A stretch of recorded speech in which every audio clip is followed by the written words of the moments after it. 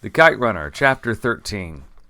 When we arrived at the Tahiri's home the next evening for Lavs, the ceremony of giving word, I had to park the Ford across the street. Their driveway was already jammed with cars. I wore a heavy blue suit that I bought the previous day. After I had brought Baba home from Castagiri, I checked my tie in the rearview mirror.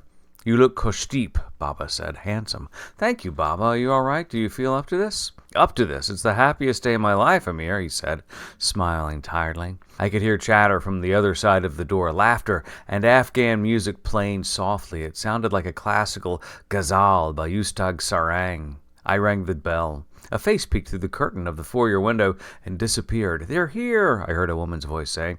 The chatter stopped. Someone turned off the music. Khanum Tahiri opened the door. "Salam alaikum," she said, beaming. She'd permed her hair, I saw, and wore an elegant ankle-length black dress. When I stepped into the foyer, her eyes moistened. "You're barely in the house. I'm crying already, Amir John," she said. I planted a kiss on her hand, just as Baba had instructed me to do the night before. She led us through a brightly lit hallway in the living room. On the wood panel walls, I saw pictures of the people who would become my new family, a young bouffant-haired Kahunman Tahiri and the general, Niagara Falls in the background. Kanuman Tahiri in a seamless dress, the general in a narrow lapelled jacket and a thin tie, his hair full and black. Soraya about to board a wooden roller coaster, waving and smiling, the sun glinting off the silver wires in her teeth. A photo of the general, dashing in full military outfit, shaking hands with King Hussein of Jordan, a portrait of Zahir Shah. The living room was packed with about 24 guests, seated on chairs placed along the walls. When Baba entered, everybody stood up. We went around the room, Baba leading slowly, me behind him, shaking hands and greeting the guests. The general, still in his gray suit, and Baba embraced, gently tapping each other on the back. They said their salams in respectful, hushed tones. The general held me at arm's length and smiled knowingly, as if saying, "Now this is the right way, the Afghan way to do it, Bachem." We kissed 3 times on the cheek. We sat in the crowded room, Baba and I next to each other, across from the general and his wife. Baba's breathing had grown a little ragged, and he kept wiping sweat off his forehead and scalp with his handkerchief. He saw me looking at him and managed a strained grin. "I'm all right," he mouthed. In keeping with tradition, Soraya was not present. A few moments of small talk and idle chatter followed until the general cleared his throat. The room became quiet and everyone looked down at their hands in respect. The general nodded toward Baba. Baba cleared his throat. When he began, he couldn't speak in complete sentences without stopping to breathe. "General Sahib, Kanuman Jamila Jan, it is with great humility that my son and I have come to your home today.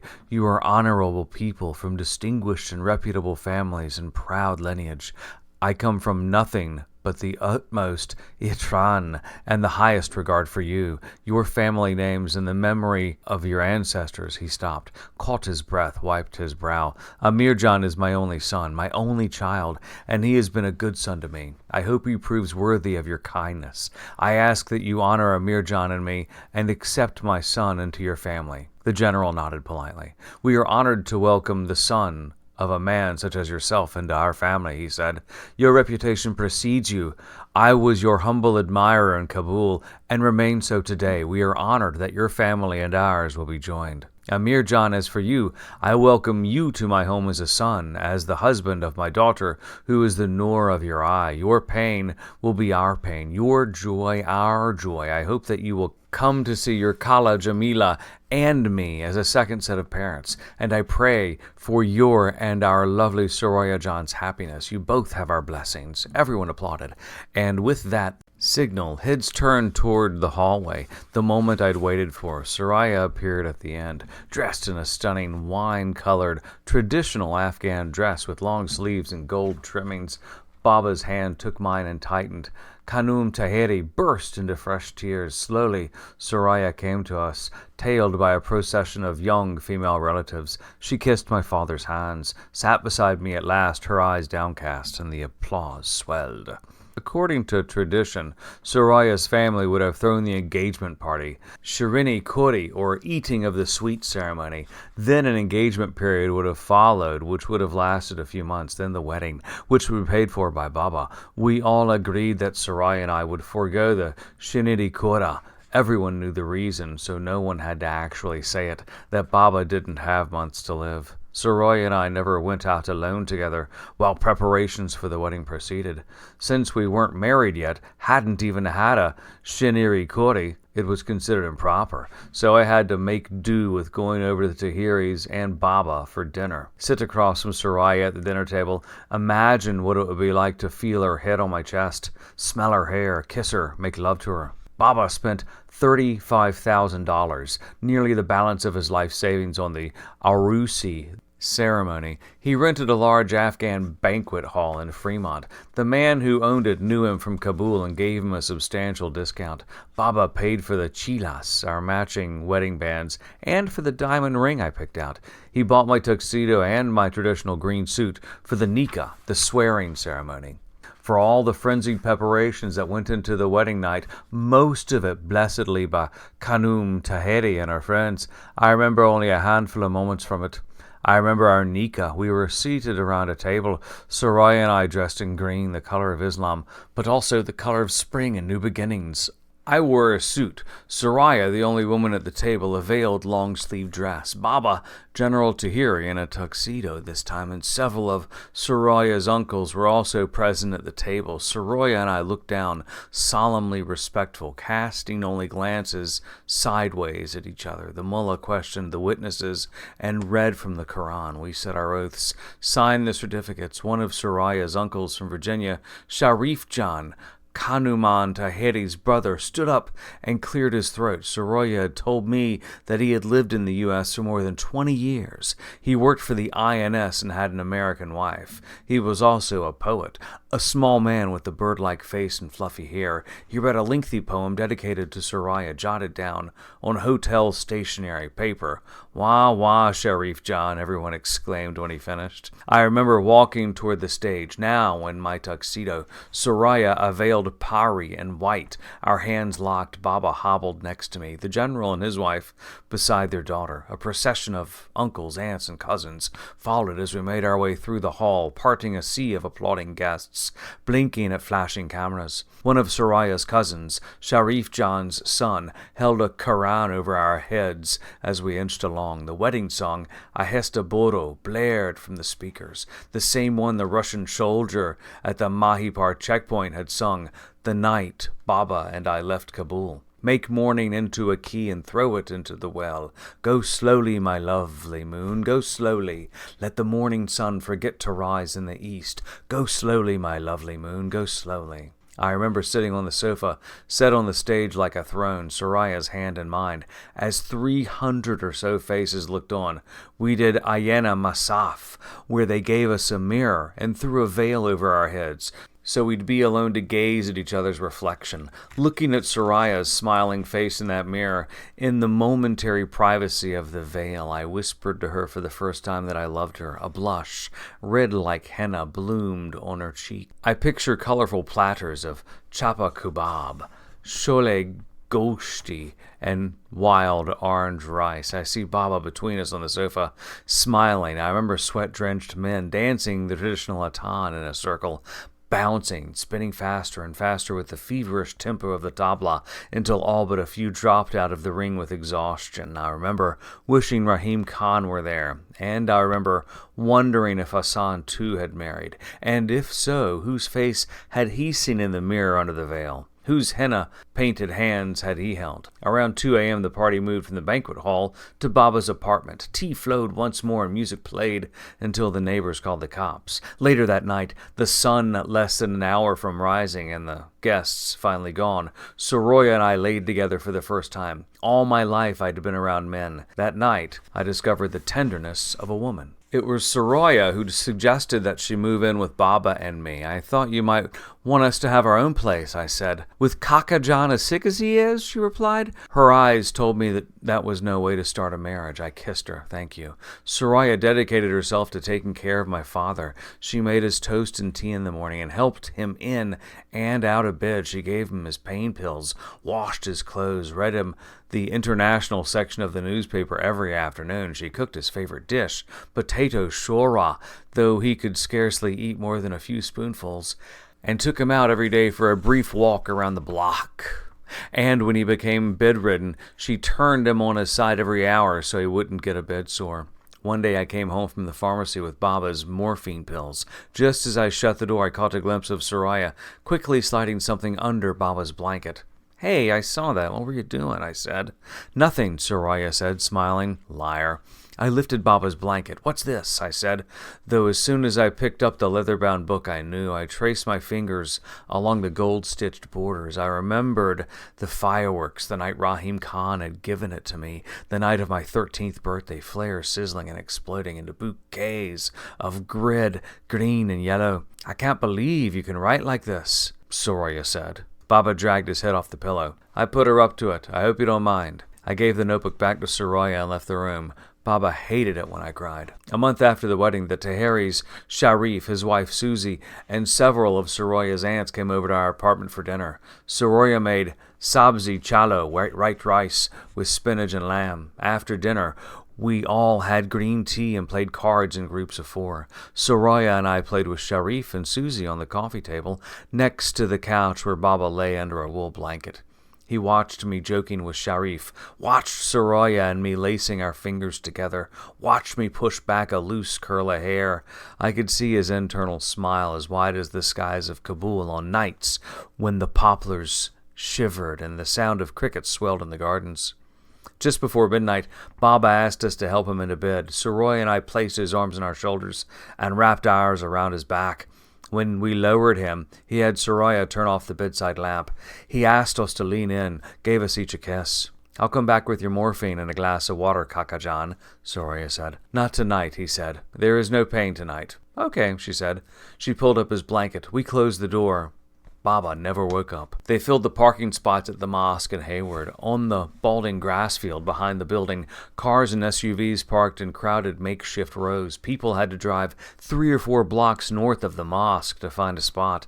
The men's section of the mosque was a large square room covered with Afghan rugs and thin mattresses, placed in parallel lines. Men filled the room, leaving their shoes at the entrance, and sat cross-legged on the mattresses. A mullah chanted surahs from the Quran into a microphone. I sat by the door, the customary position for the family of the deceased. General Taheri was seated next to me. Through the open door, I could see lines of cars pulling in, sunlight winking in their windshield. They dropped off passengers, men in dark suits, women clad in black dresses, their heads covered with traditional white hijabs. As words from the Quran reverberated through the room, I thought of the old story of Baba wrestling a black bear in Baluchistan. Baba had wrestled bears his whole life, losing his young wife, raising a son by himself, leaving his beloved homeland, his watan, poverty and dignity. In the end, a bear had come that he couldn't best. But even then, he had lost on his own terms. After each round of prayers, groups of mourners lined up and greeted me on the way out. Dutifully, I shook their hands. Many of them I barely knew. I smiled politely, thanked them for their wishes, listened to whatever they had to say about Baba, helped me build the house in Tamani. Bless him, no one else to turn to when he lent me, found me a job, barely knew me, like a brother to me. Listening to them, I realized how much of who I was, what I was, had been defined by Baba and the marks he had left on people's lives. My whole life, I had been Baba's son. Now he was gone. Baba couldn't show me the way anymore. I'd have to find it on my own. The thought of it terrified me. Earlier at the gravesite, in the small Muslim section of the cemetery, I had watched them lower Baba into the hole. The mullah and another man got into an argument over which was the correct ayat of the Quran to recite at the gravesite. It might have turned ugly had General Taheri not intervened. The mullah chose an ayat and recited it, casting the other fellow nasty glances. I watched them toss the first shovelful of dirt into the grave. Then I left, walked to the other side of the cemetery, sat in the shade of a red maple. Now the last of the mourners have paid their respects, and the mosque was empty, save for the mullah unplugging the microphone and wrapping his Quran in green cloth. The general and I stepped out into a late afternoon sun. We walked down the steps, past men smoking in clusters. I heard snippets of their conversations, a soccer game in Union City next weekend, a new Afghan restaurant in Santa Clara. Life moving on already, leaving Baba behind. "How are you, Bachem?" General Taheri said. I gritted my teeth, bit back the tears that had threatened all day. "I'm going to find Soraya," I said. Okay. I walked to the women's side of the mosque. Soraya was standing on the steps with her mother and a couple of ladies I recognized vaguely from the wedding. I motioned to Soraya. She said something to her mother and came to me. Can we walk? I said. Sure. She took my hand. We walked in silence down a winding gravel path lined by a row of low hedges. We sat on a bench and watched an elderly couple kneeling beside a grave a few rows away and placing a bouquet of daisies by the headstone. Soraya? Yes? I'm going to miss him. She put her hand on my lap. Baba's childa glinted on our ring finger. Behind her, I could see Baba's mourners driving away on Mission Boulevard. Soon we'd leave too, and for the first time ever, Baba would be all alone. Soraya pulled me to her, and the tears finally came. Because Soraya and I never had an engagement period, much of what I had learned about the Tahiris, I learned after I married into their family. For example, I learned that once a month the general suffered from blinding migraines that lasted almost a week. When the headache struck, the general went to his room, undressed, turned off the light, locked the door, and didn't come out until the pain subsided. No one was allowed to go in. No one was allowed to knock. Eventually, he would emerge, dressed in his gray suit once more, smelling of sleep and bed sheets, his eyes puffy and bloodshot. I learned from Soraya that he and Kahum Tahiri had slept in separate rooms for as long as she could remember. I learned that he could be petty, such as when he'd take a bite of the korma his wife placed before him, sigh, and push it away. I'll make you something else, Khanum Tahiri would say. But he'd ignore her, sulk, and eat bread and onion. This made Soraya angry, and her mother cry. Soraya told me he took antidepressants. I learned that he had kept his family on welfare and has never had a job in the U.S., preferring to cash government-issued checks, then degrading himself with work unsuitable for a man of his stature. He saw the flea market only as a hobby, a way to socialize with his fellow Afghans. The general believed that sooner or later Afghanistan would be freed, the monarchy restored, and his services would once again be called upon. So every day he donned his gray suit, wound his pocket watch, and waited. I learned that Khanum Tahiri, whom I called Kala Jamila now, had once been famous in Kabul for her enchanting singing voice, though she had never sung professionally. She had had the talent to. I learned she could sing folk songs, ghazals, even raga, which was usually a man's domain, but as much as the general appreciated listening to music he owned, in fact, a considerable collection of classical ghazal tapes by Afghan and Hindi singers, he believed the performing of it best left to those with lesser reputations. That she never sang in public had been one of the general's conditions when they married. Soraya told me that her mother had wanted to sing at our wedding, only one song, but the general gave her one of his looks and the matter was buried. Kala Jamila played the lotto once a week and watched Johnny Carson every night. She spent her nights in the garden tending to her roses, geraniums, potato vines, and orchids. When I married Soraya, the flowers and Johnny Carson took a back seat. I was the new delight in Kala Jamila's life. Unlike the general's guarded and diplomatic manners, he didn't correct me when I continued to call him General Sahib. Kala Jamila made no secret of how much she adored me. For one thing, I listened to her impressive list of maladies, something the general had long since turned a deaf ear to. Soraya told me that ever since her mother's stroke, every flutter in her chest was a heart attack, every aching joint the onset of rheumatoid arthritis, and every twitch of the eye another stroke. I remember the first time Kala Jamila mentioned a lump in her neck to me. I'll skip school tomorrow and take you to the doctor, I said, to which the general smiled and said, Then you might as well turn in your books for good, Bachem. Your Kala's medical charts are like the works of the Rumi. They come in volumes. But it wasn't just that she'd found an audience for her monologues of illness. I firmly believe that if I had picked up a rifle and gone on a murdering rampage, I would still have the benefit of her unblinking love, because I had rid her heart of its gravest malady. I had relieved her of the greatest fear of every Afghan mother, that no honorable Kastigar would ask for her daughter's hand, that her daughter would age alone, husbandless, childless.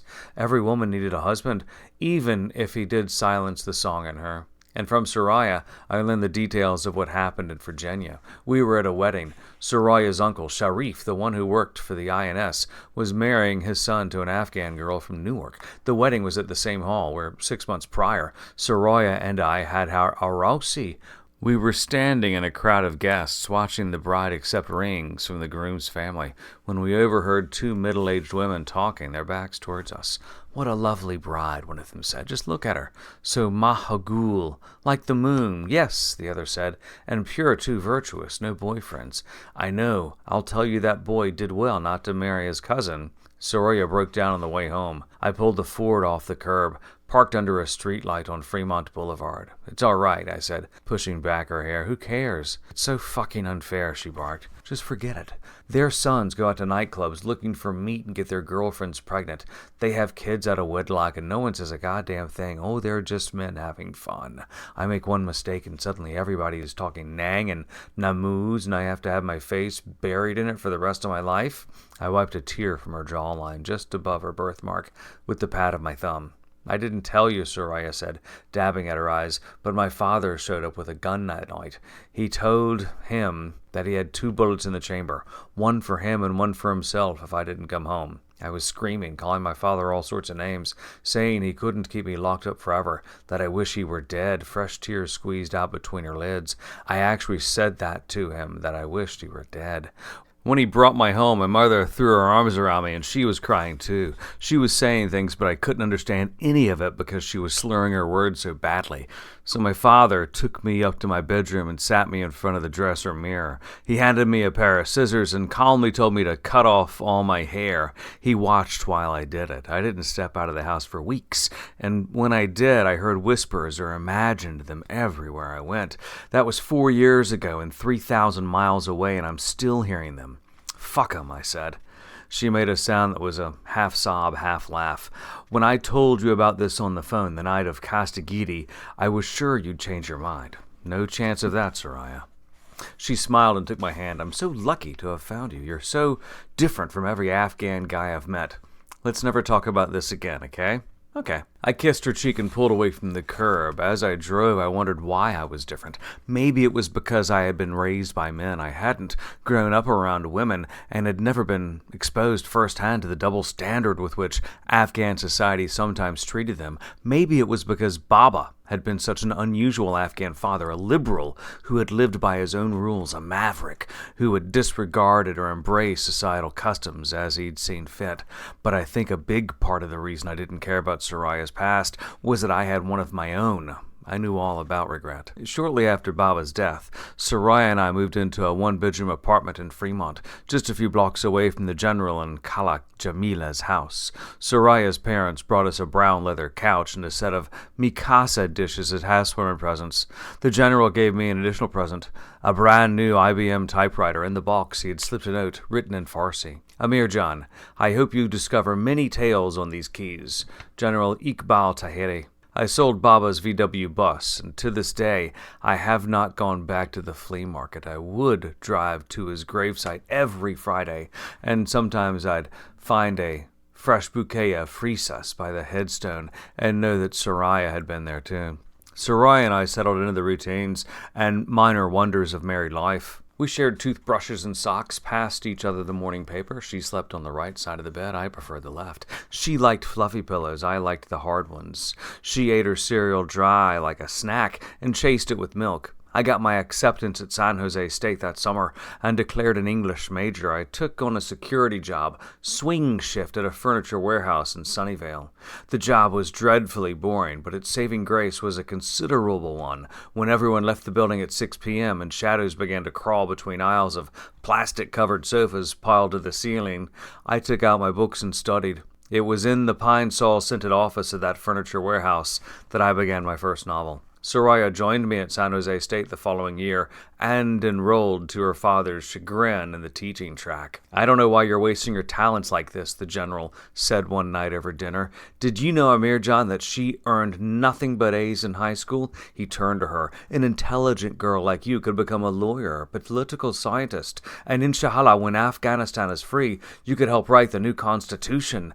There would be a need for young, talented Afghans like you. They might even offer you a ministry position, given your family name." I could see Soraya holding back, her face tightening. "I'm not a girl, Padar. I'm a married woman. Besides, they'd need teachers, too. Anyone can teach." Is there any more rice, Smadar? Soraya said. After the general excused himself to meet some friends in Hayward, Kala Jamila tried to console Soraya. He means well, she said. He just wants you to be successful, so he can boast about his attorney daughter to his friends. Another medal for the general, Soraya said.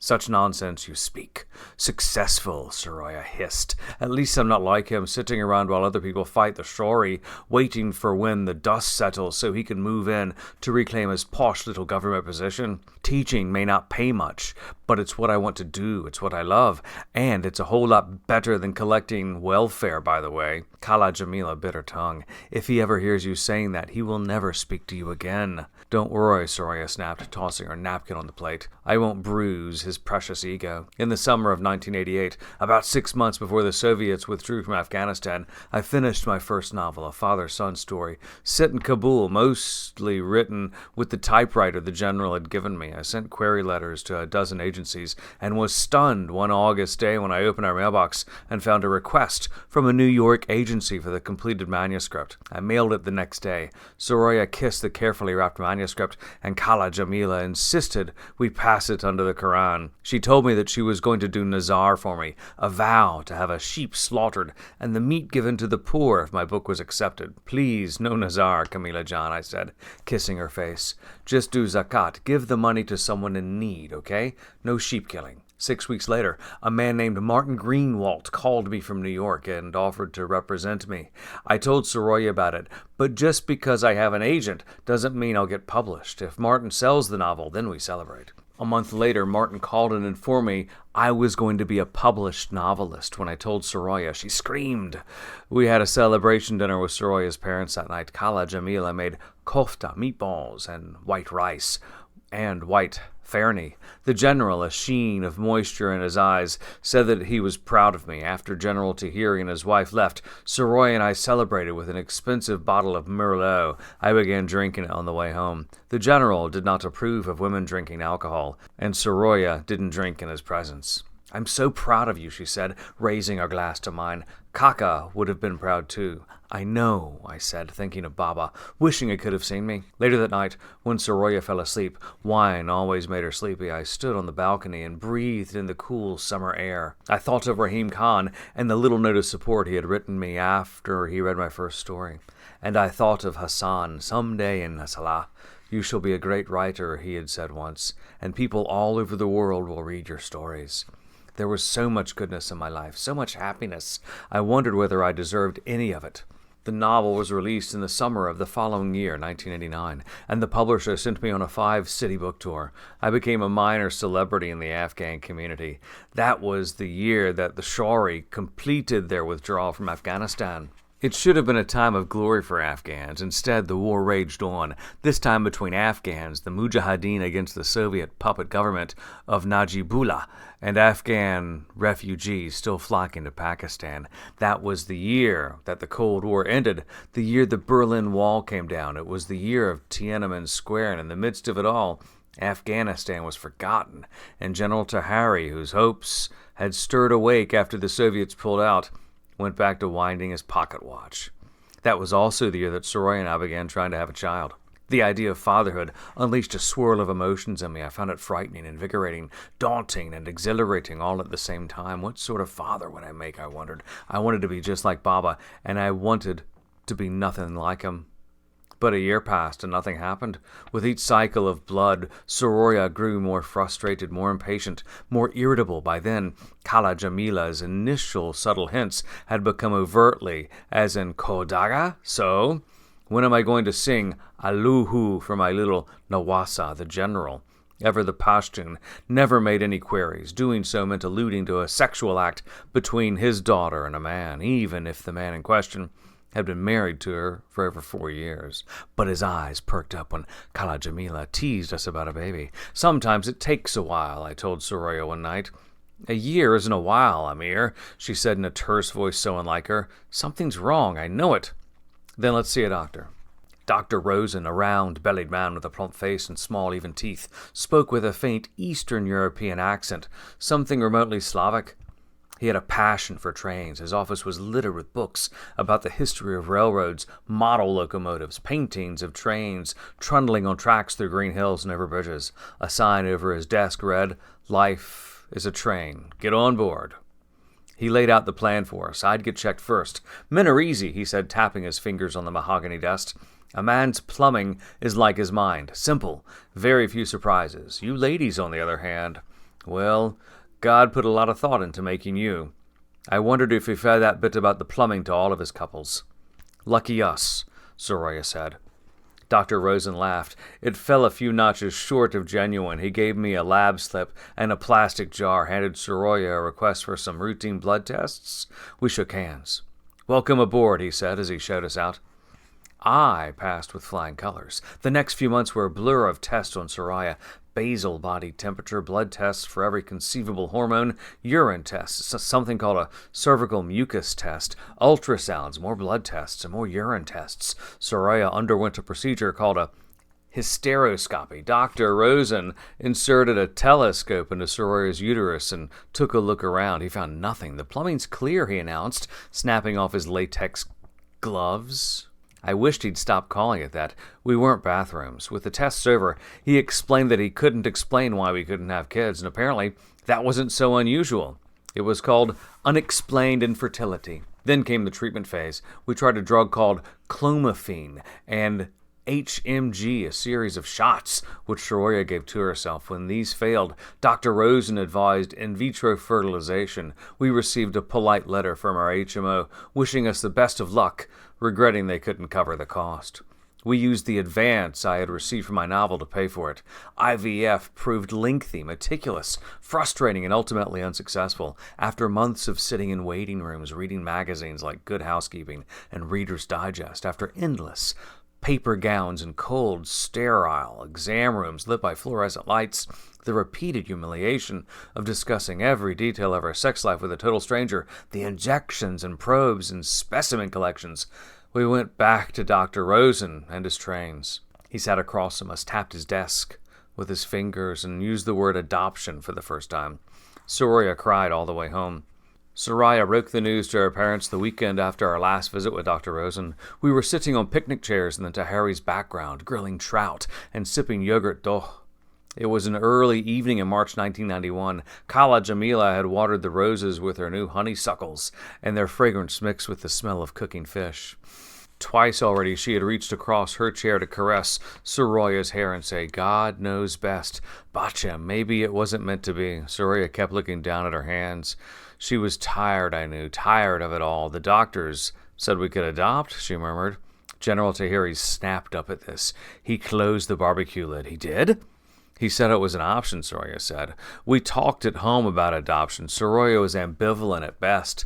'I know it's silly and maybe vain,' she said to me on the way to her parents' house, 'but I can't help it. I've always dreamed that I'd hold it in my arms and know the blood had fed it for 9 months, that I'd look in its eyes one day and be startled to see you or me, that the baby would grow up and have your smile or mine.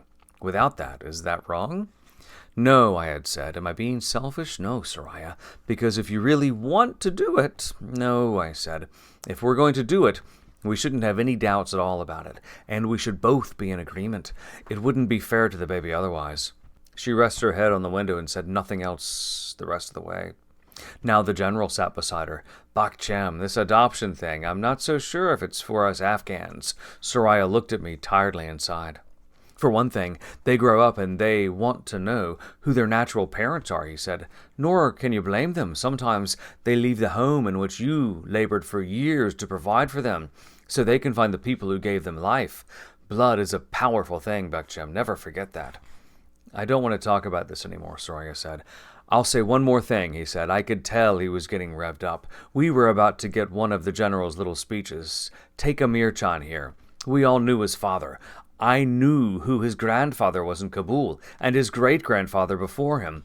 I could sit here and trace generations of his ancestors for you if you asked. That's why when his father, God give him peace, came Castigari, I didn't hesitate. And believe me, his father wouldn't have agreed to ask for your hand if he didn't know whose descendants you were. Blood is a powerful thing, Bachem, and when you adopt, you don't know whose blood you're bringing into your house. Now, if you were American, it wouldn't matter. People here marry for love, family name, and ancestry never even come into the equation. They adopt that way, too. As long as the baby is healthy, everyone is happy. But we are Afghans, Bachem. Is the fish almost ready? Soraya said. General Tahiri's eyes lingered on her. He patted her knee. Just be happy that you have your health and a good husband. What do you think, Amir Jan? Khaled, Jamila said. I put my glass on the ledge, where a row of her potted geraniums were dripping water. I think I agree with General Sahib. Reassured, the general nodded and went back to the grill. We all had our reasons for not adopting. Soraya had hers, the general had his, and I had this. That perhaps something, someone, somewhere had decided to deny me fatherhood for the things I had done. Maybe this was my punishment, and perhaps justly so. It wasn't meant to be, Khala Jamila had said, or maybe it was meant not to be. A few months later, we used the advance for my second novel and placed a down payment on a pretty 2-bedroom Victorian house in San Francisco's Bernal Heights. It had a peaked roof, hardwood floors, and a tiny backyard which ended in a sun deck and a fire pit. The general helped me refinish the deck and paint the walls. Khala Jamila bemoaned us moving almost an hour away, especially since she thought Soraya needed all the love and support she could get, oblivious to the fact that her well-intended but overbearingly sympathy was precisely what was driving Soraya to me. Sometimes, Soraya sleeping next to me, I lay in bed and listened to the screen door swinging open and shut with the breeze, to the crickets chirping in the yard, and I could almost feel the emptiness in Soraya's womb, like it was a living, breathing thing. It had seeped into our marriage, that emptiness into our laughs and our lovemaking. And late at night, in the darkness of our room, I'd feel it rising from Soraya and settling between us, sleeping between us, like a newborn child.